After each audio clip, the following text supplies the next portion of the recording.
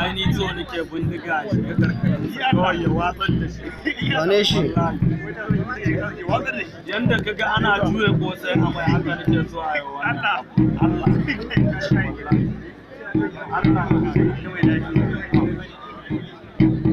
ban san mutum mai firawudin a rayuwa ya bai da proudin kuma inda ka san abba ba a sa shi masu proud yaran da ke zama nan ba wani mai proudin bindiga ma ya fi abba proudin